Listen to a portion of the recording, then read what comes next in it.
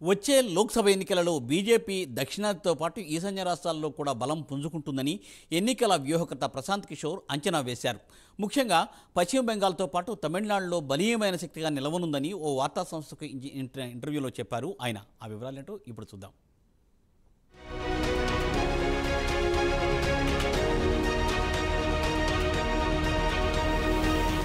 వచ్చే లోక్సభ ఎన్నికల్లో భారతీయ జనతా పార్టీ గణనీయంగా సీట్లు సాధిస్తుందని ఎన్నికల వ్యూహకర్త ప్రశాంత్ కిషోర్ అంచనా వేశారు. బీజేపీ దేశంలోని తూర్పు, దక్షిణాది రాష్ట్రాల్లో గణనీయమైన పురోభివృద్ధిని సాధిస్తుందని పీకే అన్నారు. ముఖ్యంగా పశ్చిమ బెంగాల్తో పాటు తమిళనాడులో గట్టి పట్టును సాధిస్తుందన్నారు. వచ్చే లోక్సభ ఎన్నికల్లో దక్షిణాదితో పాటు ఈశాన్య రాష్ట్రాల్లో పెద్ద ఎత్తున లోక్సభ స్థానాలను గెలుచుకుంటుందని, ముఖ్యంగా తమిళనాడులో ఓటు షేరును గణనీయంగా పెంచుకుంటుందన్నారు. ఏడాది క్రితం ఇదే విషయాన్ని చెప్పాను. ఇదే విషయాన్ని ఇప్పుడు కూడా చెబుతున్నాను.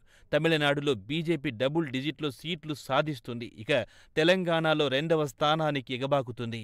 ఇక ఒడిశాలో బీజేపీ నంబర్ 1 స్థానంలో నిలుస్తుంది. ఇక అందరూ ఆశ్చర్యపోయే అంశమేమిటంటే బెంగాల్లో బీజేపీ నంబర్ 1 పార్టీగా ఎదుగుతోంది. ఇక బీజేపీకి వచ్చే లోక్సభ ఎన్నికల్లో 400 సీట్లు సాధించాలని లక్ష్యంగా పెట్టుకుంది. అయితే ప్రశాంత్ కిషోర్ మాత్రం 370 కంటే ఎక్కువ సీట్లు సాధించే అవకాశం లేదన్నారు.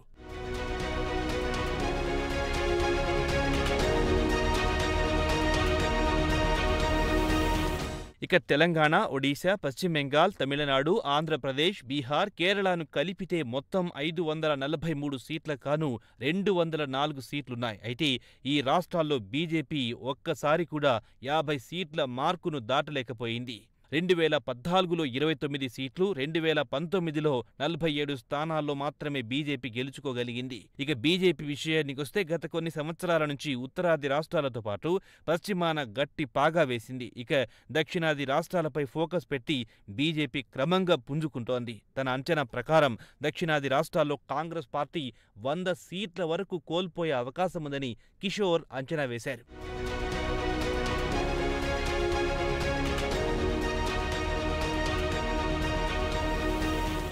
ఇక పనిలో పనిగా రాహుల్ గాంధీపై ప్రశాంత్ కిషోర్ పెద్ద ఎత్తున విమర్శలు గుప్పించారు. గత 5 ఏళ్లలో ప్రధానమంత్రి నరేంద్ర మోదీ తమిళనాడుకు ఎన్నోసార్లు పర్యటించి వచ్చారు. మరి రాహుల్ గాంధీ కానీ, సోనియా గాంధీ కానీ లేదా ఇతర ప్రతిపక్ష నాయకులు తమిళనాడుకు ఎన్నిసార్లు వెళ్లి వచ్చారని ప్రశ్నించారు. వీరు పోరాడాల్సింది ఉత్తరప్రదేశ్, బీహార్, మధ్యప్రదేశ్లో. అయితే మణిపూర్, మేఘాలయలో టూర్లు కొడుతున్నారు. అలా అయితే మీరు లోక్సభ ఎన్నికల్లో ఎలా విజయం సాధిస్తారని కాంగ్రెస్ పార్టీని ప్రశ్నించారు ప్రశాంత్ కిషోర్.